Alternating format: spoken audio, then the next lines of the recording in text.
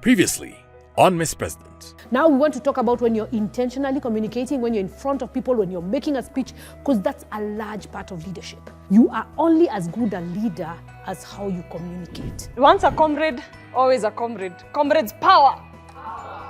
Sai mafuta imepanda, inatuaffect ama haituaffect? Ningependa kukuhudumia wewe kama mkazi wa Kabete. Amas. Come on, Ringa. Superwoman, super. All I can say is, wow, wow, wow.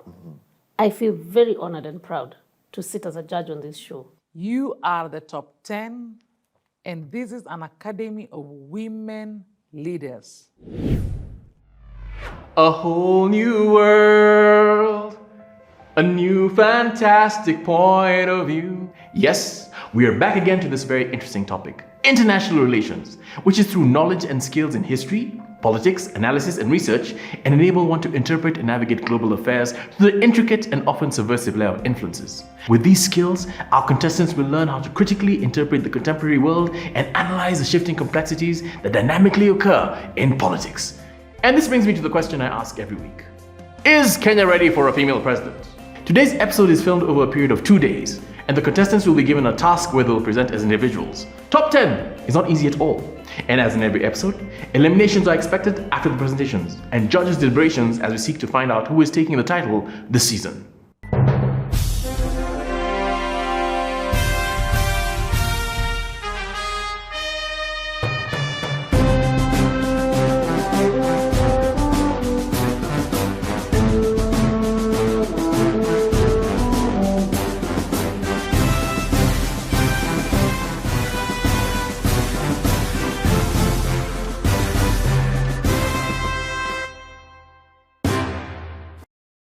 Over 700 applications were received from all over Kenya, and from these, 350 contestants were shortlisted.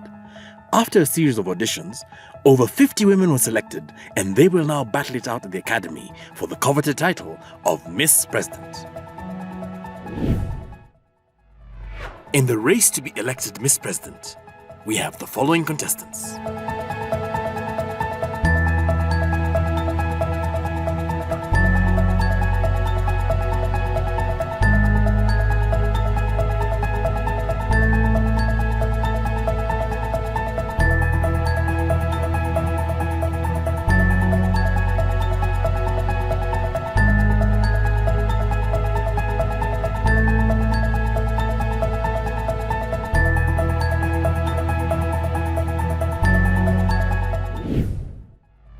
Everyone wants to be in top 5. That is now the next target. For now, I think we are all at par because we really don't know how top 10 would look like. It's going to be tense, I expect, because everybody is worried. But everybody is still a great potential. Typically, I'm not very good at auditioning. I'm that kind of person who sees a task or an assignment and I'm like, I'm good for it. So it's just a question of how many more barriers do I have as Annabelle, and can I break through them fast enough to get to the top 5. Every woman that is in there is actually my competition, and actually I feel the pressure. Finally, I'm starting to feel the pressure and the heat. It's been pointed out in the past episodes that I'm not as confident as I'm supposed to be, and now at this point of the competition, anything can get you out. My biggest competitor is me, so I really need to strive to become better than the past episodes and bring out the best in me. Given my journey all through the academy, I would give myself as the biggest competition, because it is up to me now to be consistent, to tighten my loose ends. So it is up to me to take it or to give it away. Miss Sylvia Wakene Murioki is a lecturer in International Relations and Peace Studies, Department of Peace and International Studies, Desa University. She's a trainer and a consultant with a keen interest in diplomacy, governance, gender, and conflict management. She is passionate about mentoring the next generation of leaders for transformational leadership. So we have journeyed together, and this far we have come in matters international relations. As Miss Presidents, it's important that we understand this international space. And as presidents, It is critical whenever it comes to appointments of high commissioners and ambassadors of the state. My question this morning is, why is it that wherever there is a political change in the presidency, there is a likelihood to see a change in the head of the foreign missions of a state? One of the reasons why the president will change foreign missions ambassadors is because of the vision the president has, what we would call their priorities in terms of relationships internally and externally. And therefore, they'd want to appoint people who will execute their vision and execute their manifesto to the letter. So I believe that when the president appoints someone to serve in a particular position, it's about trust. At the end of the day, the president wants to have someone that they can trust to deliver on that particular mission, on whatever the policy, the foreign policy of Kenya states, and whatever they might want to tweak the foreign policy to fit in their vision. So with that understanding, therefore, having looked at the foreign policy of Kenya in one of our interactive classes that we have at some point, with me is an assignment that I want us to look at.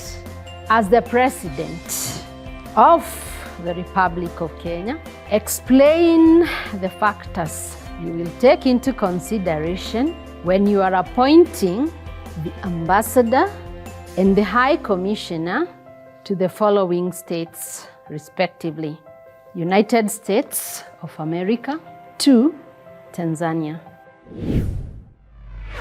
And now, let us have a look at the key highlights from the topic of this week's episode.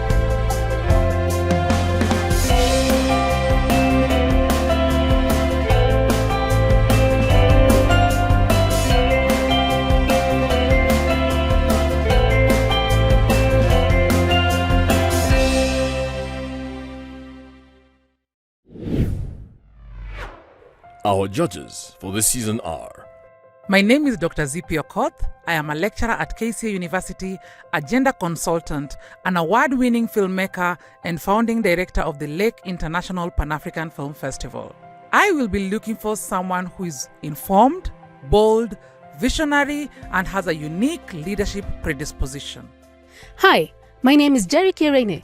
I am a policy advisor and researcher and an advocate for women's advancement. I am looking for courage, determination, and excellence. I will be kind but firm, as I feel at the Academy there is no room for mediocrity.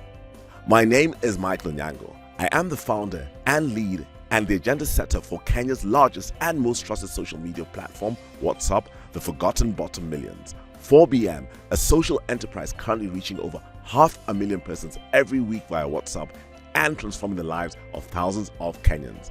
I will be looking for audacious, bold, and daring leaders.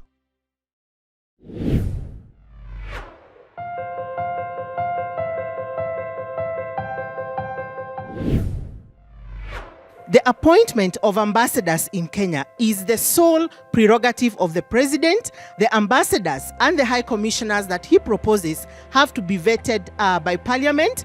The relationship between Kenya and Tanzania, Kenya and USA has been relatively stable, albeit a few rows here and there, especially in matters of trade and movement of persons. The individual that is considered to be an envoy in Kenya has to have appropriate training. It could be in international relations or a related field. We're also going to consider the distribution of ambassadors. For example, in Kenya, we have very few women ambassadors. We've not met the 2/3 gender rule. And then also the percentage of youth ambassadors is at 3%.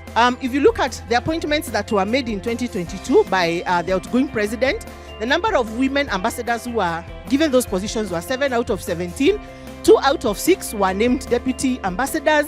3 out of 6 were named foreign service officers, and there were no women who were named as consul generals. As far as Tanzania is concerned, we are going to make unique considerations. I want us to note that the consulate in Tanzania is new, and we will give a youth so that they are able to go and grow with the consulate that was established in August 2022.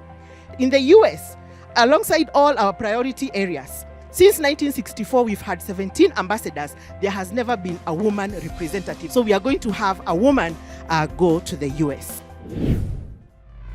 I took a moment to look at what is it that the US is getting from Kenya. So 5 major factors that I concentrated on, and one of them was the medical fact.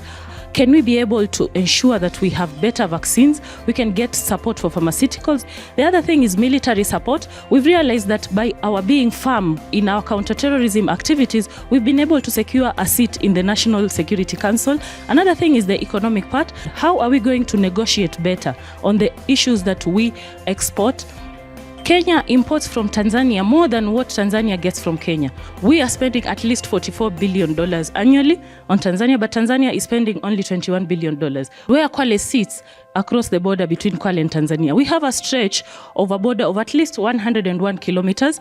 And as you can see, the remaining more than 90 kilometers of that border is just ranches. So the border is very porous. We have a market in Kwale called Mwangulu Market, where 70% of the livestock that is auctioned there is actually from the Maasai community across the border on the other side. We are losing out on revenue. So if we are going to send a high commissioner to Tanzania, it should be somebody who understands some of these challenges. We have the Constitution of Kenya, Article 132, Section 2E, with the help of the National Assembly. We also have the Vienna Convention of 1961. It brings all the UN member states to follow the rules during the appointment of a diplomat. As it applies to Tanzania, the main idea I'll focus on is the heritage and the interests. We share the border, Kenya and Tanzania, for example. We have animal migration that happens once in a year. We also have most of the Maasai people who are both in Kenya and Tanzania. We speak Swahili as our main language. So we have to look at the heritage of the both countries, and the person should be fully skilled on the cooperation between the both countries. Now when we get to the USA, we'll need somebody who has a military diplomacy. We need a person who have a very good negotiation and communication skills. And you know, America is a powerful country. The most important thing that I will consider differently between the two countries, the nominee should understand the relationship we've had with Tanzania or with the United States of America. There are certain disciplines that we study that I feel would give one an advantage in the international relations space or diplomatic relations space. These are disciplines like international relations, political science, law, and perhaps economy.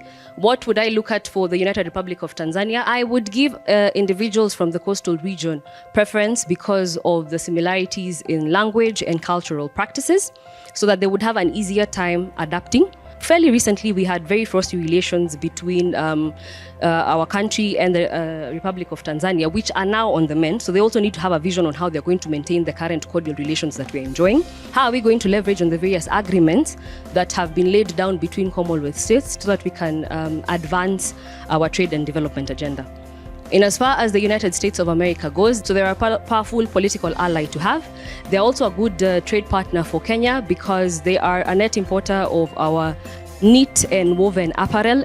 The fact that there's a lot of economic opportunities for an investment through the American Chamber of Commerce. So these are things we want to keep going. So I'm looking at someone with 15 years of experience. You look at the previous ambassadors we have sent to the United States of America, none of them has had less than 10 years in active diplomatic service. They have to understand lobbying. Kenya is interested in positioning itself. So we are looking at our candidature to United Nations affiliate organizations like UNESCO, like the International Telecommunications Union. And finally, knowledge of existing multilateral agreements between our two countries when they are due for review, and how best we can advance our position so that we can get better terms if we're going to advance to renew this agreement. USA and Kenya have enjoyed cordial relationships, and when it comes to Tanzania and Kenya, they have maintained close ties over many years based on their similar ideas such as good governance. The first factor is we can look at things like immigration. I remember in 2017, my cousin was denied a visa, and what this means is that he lost an opportunity. So the ambassador should be able to have seamless ways in which people are able to access their visas easily, so that they do not lose their opportunities. There's a lot of remittances, which is a big source of income actually to our country. When we look at US, is Kenya's the largest destination when it comes to exports, and actually one of the biggest when it comes to coffee, which is great for my county in Tharaka Nithi. My cousin is doing hide and seek with the police in the United States because his visa expired and he's not back in the country. So what if the ambassador in the US being able to come up with a strategy that is able to go and call out the citizens who are there who do not have the necessary documents to actually come and register without the fear of being deported. And then when we look at a country like Tanzania, the issues that are there, we can look at the security threats that are there, the porous borders. We've had human trafficking, and also we can look at high cost of regulation when it comes to Tanzania, because for a Kenyan to work in the Tanzania, you actually need a permit of $1,600. That's a lot of money. And in conclusion, I say while these factors remain the same for the appointment of the ambassador in US and High Commission in Tanzania, the nitty-gritties for both is very different. In any war, a good general usually understands the strengths of her soldiers and knows who to send where. An embassy is where a diplomatic mission is sent to a non-Commonwealth country, and a high commission is where a diplomatic mission is sent from one Commonwealth country to another. If I'm talking about the US, what is its significance to Kenya? The relations between two countries are not just determined by the two countries, but there are other actors who come to play, like the NGOs like the UN, the multinational companies, and others like trade blocs. In the past, appointments have been done like this. I appoint my sister, I appoint my friend's son, my campaign manager to reward them. Is this how it should be done? A big no for me. The US has been supporting Kenya in terms of security, in terms of democracy, in terms of health. And of course, we have trade worth $1 billion worth per year. What do I want the ambassador in the US to do? This is a towering superpower. This person must be an excellent negotiator and of course understand deeply the issues of diplomacy. But this person, most importantly, must be bold and daring. When you talk about Tanzania, Tanzania is our neighbor. We share borders. We are both members of the EAC and Commonwealth. They have a female Muslim president as of now. They value honesty. However, we share socio-economic bilateral relations with them. So my High Commissioner has to be an excellent negotiator for good relations in trade. They have to be culturally sensitive to the people. Can they merge themselves to the Tanzanian culture? The other thing that I would consider is someone who's a good crisis manager. We are neighbors. Neighbors are likely to fight. Strong interpersonal skills because they really value respect and communication. And knowledge of Kiswahili will be an added advantage because they basically communicate in Kiswahili. The Constitution of Kenya 2010 in Article 132 Part 2E allows the President to nominate and subject it to approval to the National Assembly, appoint High Commissioners, ambassadors, and diplomatic consular representatives. Let me take you through what I would consider in appointing the ambassador of Kenya to the United States. So one would be a career diplomat, one who is trained and whose profession is in diplomacy.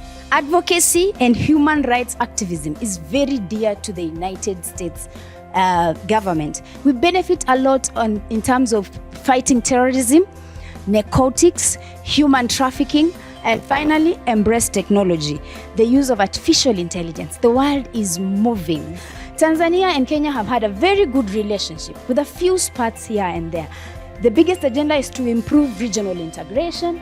I'll be looking for a political appointee, given that it's a high commission, of course with public service, and of course highly experienced in negotiation for trade. Currently it's unfavorable. What can we do to get more into Tanzania? I'd also be looking for someone who can demonstrate building cohesion. Tanzanians are very rejecting when you're abrasive. So we want someone with a demeanor that is soft, that can help through. In my tenure as a president, I will highly encourage the female gender to apply, because ladies and gentlemen, we need to synergize the opportunity that Tanzania is building female leadership and empowerment in Tanzania so that we can grow together. As a president, you must have a good understanding of the Kenyan foreign policy published in 2014, because this is your guiding compass in terms of your bilateral and multilateral agreements. The United States has invested $560 million in bilateral assistance to Kenya. We're looking at the US as the largest contributor to Kenya's health sector, with an annual investment of $450 million for the last 3 years. And this is currently helping 25 million Kenyans. In terms of trade, we're looking at over $500,000 in terms of the goods exported in between Kenya and the US. And then we have to look at the current state of affairs between Kenya and Tanzania. We are trading partners, but we've had a bit of hitches in terms of the taxes, and then the insecurity issues. We have infiltrations of ammunition from Tanzania, which are affecting us. In 2020, at the height of the COVID-19 pandemic, Tanzania was very instrumental in terms of us importing maize to boost our food security issue in Kenya. So the considerations for me would be, number one, having a good understanding of our current state of affairs, advance and protect Kenya's interest in these host countries, promote our influence in international decision-making, protect our sovereignty and territorial integrity, promote sub-regional, regional and international integration, and lastly, promote public diplomacy, among other duties. There are 3 areas that I would look at: the law, the individual competency, and the relationships of these two countries. So I need to start by the law. I will be guided as a president by the 3 Kenyan Article 132E, which confers upon the president the power to nominate, subject to approval by the National Assembly, and appoint ambassadors, high commissioners, and permanent representatives. When looking to a country like Tanzania, we have the East African Treaty, which came into effect on July 7, 2000, which has brought the 7 countries in the Great Lake globally. In 1961, we have the Vienna Convention on Diplomatic Relations, which was created to guide me, especially while I'll be looking at the USA. Generally now, in terms of looking at the individual, integrity, our chapter 6 is very key to consider. I don't want to get an ambassador or a high commissioner who will go to a country and then later off their court orders is being repatriated back because of cases.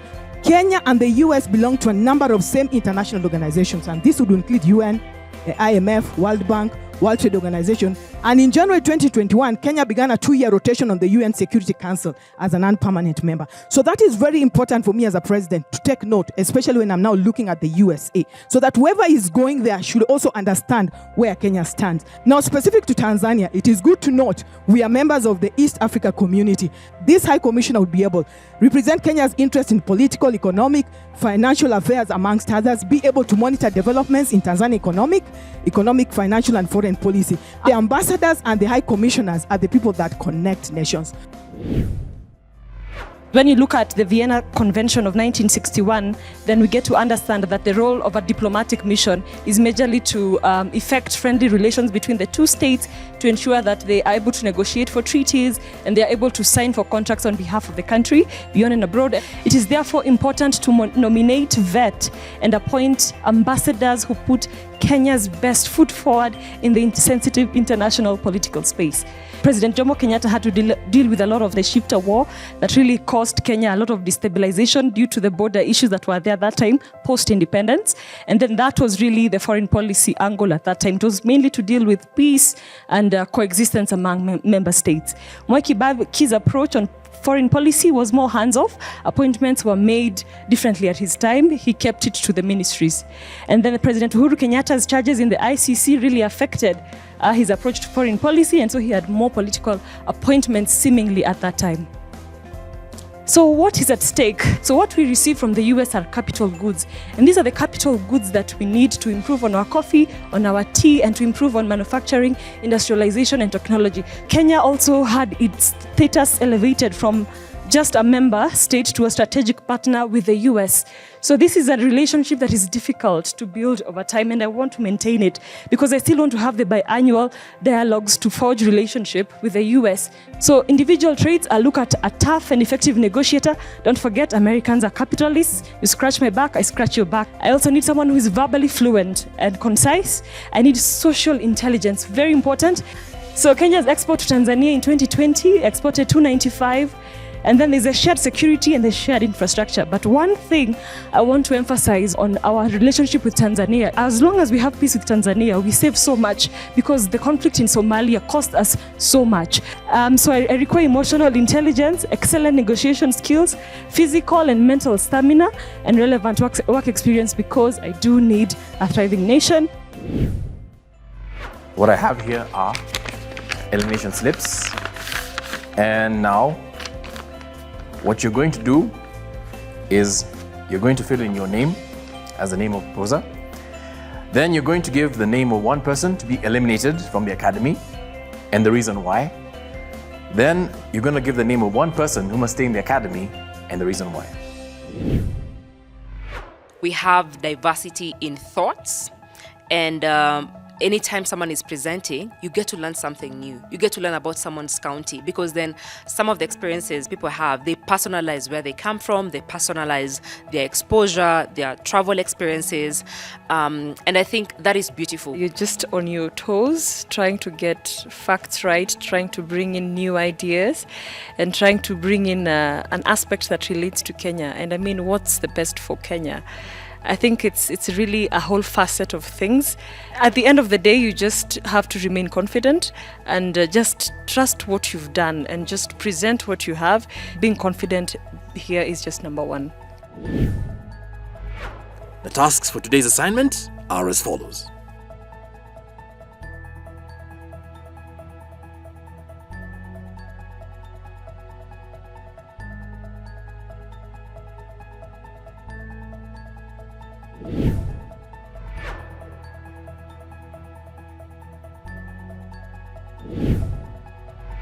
Here we are again, judges banter, and we're joined by the trainer, Sylvia Muriuki, who is an expert on international relations. I'd like you to expound more on how they did the assignment, and did they do it according to the parameters that you gave them? Basically, did they give you what you were looking for? Majority of them conceptualized it well, and they were able to bring it out on those factors that a president would use to consider when they are making these appointments. They did a good research, and they were able to bring out the aspect of Kenya's foreign policy, which, as the diplomat number one, as a president, you are the diplomat number one, and you are therefore driving that foreign policy. For some contestants, there was a mix-up between their roles and the national interest. Therefore, you find that there were those that missed out the aspect, the core of the question. When it comes to international relations, and even for themselves as presidents, the packaging is very important. You have to have an introduction that situates and locates that particular question that the contestant is supposed to be addressing. So even how they presented their work, when you look at some contestants, it was mixed up. They jumped into the content without first preparing us. The other thing again is about presentations that stand out. For some, it was the choice of colors, others were plain, others you find had a lot of content in it, you know, whereas it's just a point that you're supposed to speak to because it is something you have researched, it's something that you have internalized in you. The person you will put in the United States of America is different from a neighbor who is within your region. So you find there are those who just brought it out generally, you know, and saying that the nitty-gritties are, you know, so you find this particular contestant had not really thought it through. So from what you've said, Judge Michael, is it a question of them being too eager to please, perhaps? I'm very clear about two who will be going home. And as we get back, you'll probably see that. As Kenyans, we must know that globally were thoroughly respected. Yes. And we want to ensure that the person that will be Miss President will truly represent us, not just locally, but globally. Just like Judge Michael, I'm also clear about who who should be leaving. Because at this point in time in the competition, I think there are some people who are still not taking this very seriously. So I think when they got to the top 10, they felt they have made it. Clearly, some of the presentations lacked order. I felt the question was very clear, and some people are going around to give us, this is what is needed. The Constitution says this, and as a president, this is what you need. Simple, but some people are going round until they didn't. There are people who didn't even answer the question. Wow. Yes. From what I gather from all your remarks is that there was definitely, in some of them, a lack of protocol, which is very, very important. For the assignment, the contestants will be judged on their understanding of the task, time management and presentation, creativity and innovation of the solutions provided, and lastly, leadership and group dynamics. Hello, ladies. Congratulations for being top 10. Without much ado, I'd like to invite our trainer, Madam Sylvia, to give us a comment. All of you did a very impressive work. You were able to bring out the aspect of national interest, which is very important and which was at the core of the foreign policy. And the head of state being the diplomat number one who appoints. There were a few weaknesses that you need to improve on, maybe going on forward. It's important to have an introduction. Introduction is key because it speaks and it's like a summary of what you're going to tell us about or to speak to. I liked the aspect of the contestant who brought out anchoring really the question on the legal frameworks that exist, from the Vienna Convention to the Constitution of Kenya that guides foreign policy making, and of course when it comes to such appointments. You have to watch your language as diplomats, and therefore the choice of words. Every word is very important in diplomacy. Always ensure that you address the question in totality. So don't overemphasize on one and fail to, of course, factor the other. When you're making your PowerPoint presentations, you also ensure that it's not crowded. So it's important that you show you have internalized that which you're speaking to by just having points, bullets for that case so that you can speak to those. Remember, you begin with an introduction, then you can give a general overview before you go into specifics. In this kind of an assignment, there is United States and what factors you would consider. They are not the same factors that you will consider for a neighbor whom you have many shared interests. So you cannot therefore say that you will use the same to explain both, because these are very different states and you cannot really replicate how you relate with one to the other. And always ensure that you stick to the question. Otherwise, I am impressed by the effort that has been made, and this far you have come, and I can say congratulations to you all. Okay, ladies, without much ado, if I call your name, kindly come forward. Angel Mbuthia, Annabelle Njoki, Ashura Michael, Bina Maseno, Dr. Frida Karani. Okay, I'll start with Judge Michael to give his comments. Ashura, I'd like to note that one of the things that stood out within your presentation, and that was very clear and easy for anybody to follow, was the one infographic that you had that showed us the lay of the land and made us understand what it is and what your assignment was, and that came out clearly. I think I said this in the second week of this academy, that there's nothing most upsetting than cutting and pasting a Word document and putting it as a PowerPoint, and then reading it word for word. So you did a commendable job in terms of how you did that one infographic. Annabelle, your presentation was also very well done in terms of the colors, in terms of the visuals, in terms of what we could see. But beyond that, always remember that as you do your presentations, your content is the key thing that we want out of it. If you answer the question and don't go beyond the question, you are safe, you are done, and it's in. Thank you, Judge Michael. I'd now like to request Judge Njeri to share her comments too. Miss President Kiambu County, your presentation impressed me because you did spend some time in doing some research, giving us a good background and a context. You gave us the legal framework. You actually explained to us what foreign policy is. You also looked at historically what our presidents in the past have done with their foreign policy. And so you bringing that out has shown that it is also the personality of the person that matters.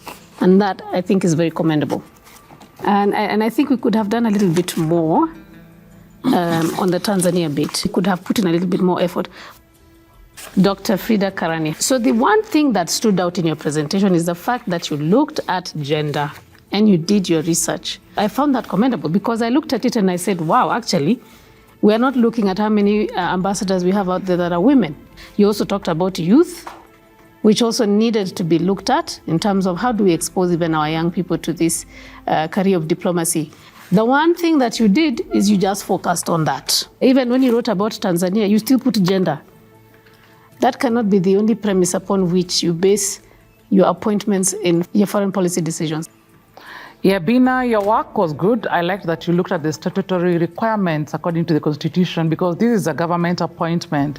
And I also like that you went elaborately to look at the different countries and our current relations in terms of thinking of the appointment. After looking at all the requirements or all the relations that are there, what more do you want in this ambassador or high commissioner that did not come out very clearly?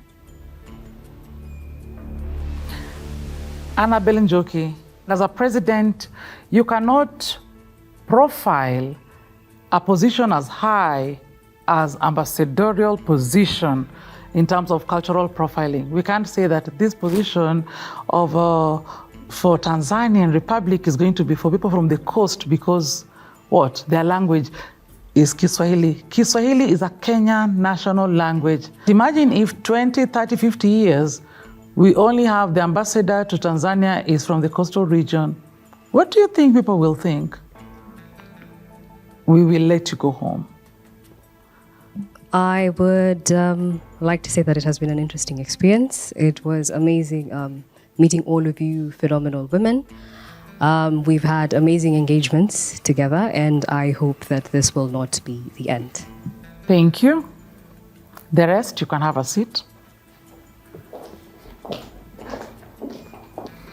I'd like to call the following to come forward. Lydia Monica, Milka Riga,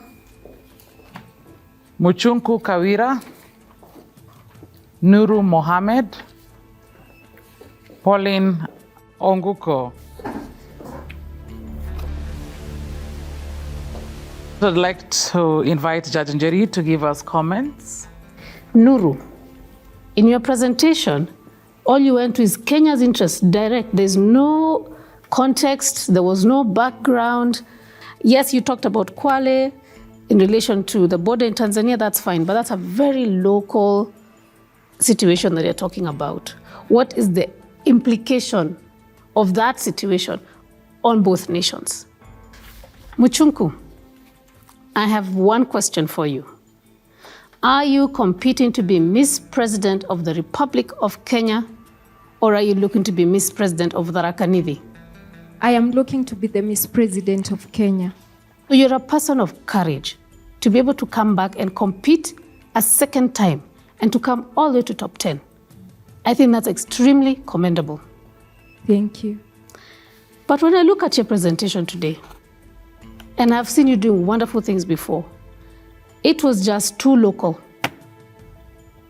You wanted to talk about the Tharaka Nithi. You talked about your relative in America.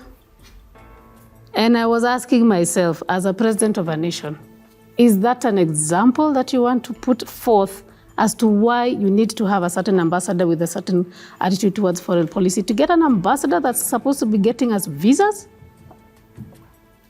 Thank you, Judge Njeri. Back to you, Judge Michael. So first, I'm going to address Lydia. You know, when you spoke about the US, you said that you want us to grow our interests with them in technology, but we do not understand why. There was no stats, no figures, no connection between what you're telling us and of what value it is to us as Kenyans. You were fairly casual in how you took the assignment. It came out as if it was just one of those things which you needed to do.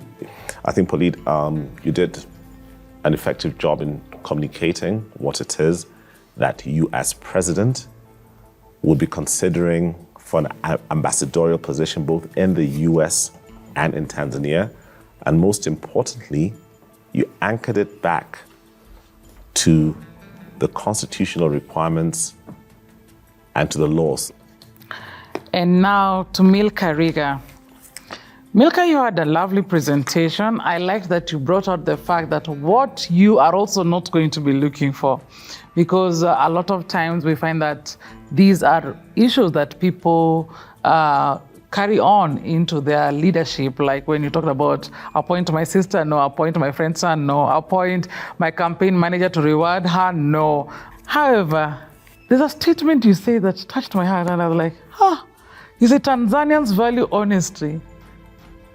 Don't Kenyans? You are profiling us and you're our president.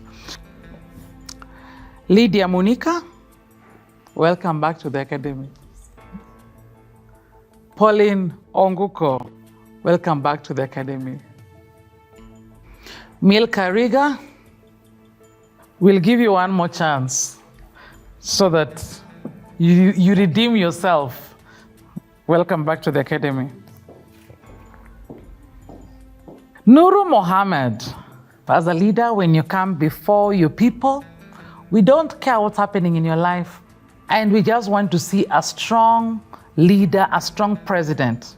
Even your voice was not having the kind of power it usually does. Muchunku Kawira.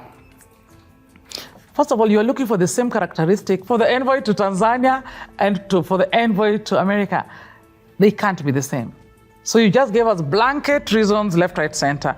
But you also need a high commissioner to give permit to an illegal immigrant. That's not okay. Even as Kenyans, leave alone America, if your time is up staying in Kenya and you don't have permit, we'd like you just to leave and go back home and get the right permit and come back. So that cannot really be a reason.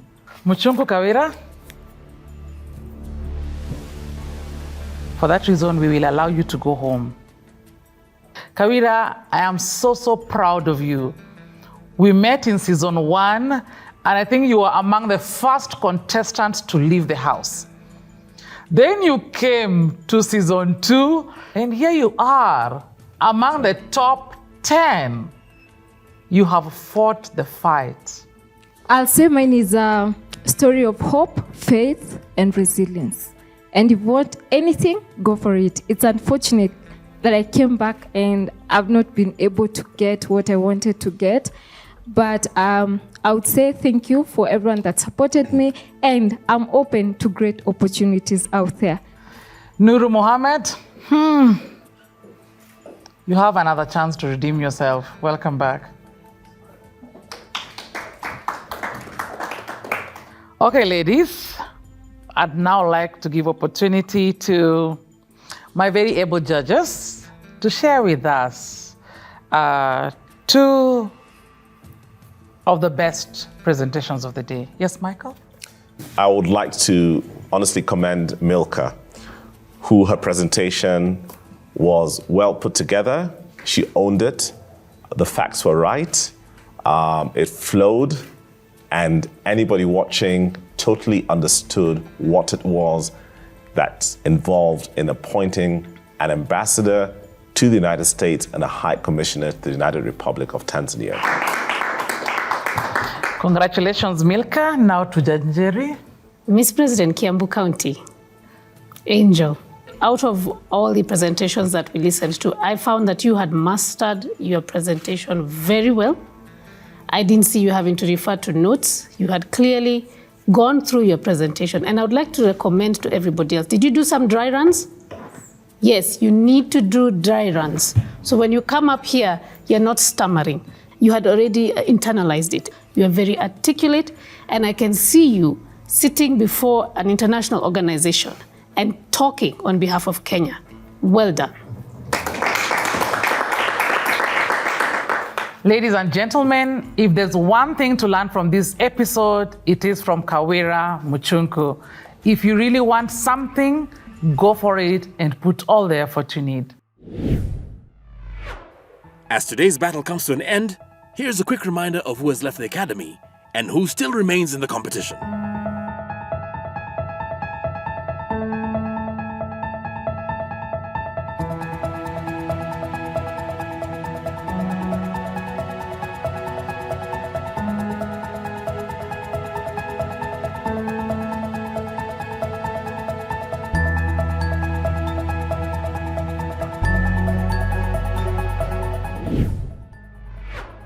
Each of the other contestants has their strengths. You may be better than someone in one regard, but then they're better than you in another regard. So I was open to anything. Reading has to be a part of your life if you want to go that extra mile. You can only make substantive contributions or submissions if you're well read. So that is my takeaway from Miss President. My plans now that I'm leaving the academy is to go back and grow that organization that I have, Data STEM. With all the knowledge that I have gained, I'm sure that I'm going to propel it, and we are going to see more girls and women joining the STEM spaces. That is science, technology, engineering, and mathematics. After listening to these powerful presentations every week, I end up with a list of things to research online and educate myself. One of the best classrooms I've sat through. As this group of 10 powerful Miss Presidents walks on the long and grueling path towards the grand finale, we can only cheer and urge them to put their best foot forward. I challenge you now with this quote from author and activist Marianne Williamson. Our deepest fear is not that we are inadequate. Our deepest fear is that we are powerful beyond measure. Thoughts, opinions, compliments, suggestions? Tweet us on @media_focus. Find us on Facebook at MFA Media Focus on Africa, and check us out on Instagram at Media Focus on Africa. This show will be uploaded to YouTube. To view this episode and other episodes, including the full training session, kindly click on the link provided to access the Miss President YouTube channel. And remember to click, like, and subscribe to the only show where you never really know until you know.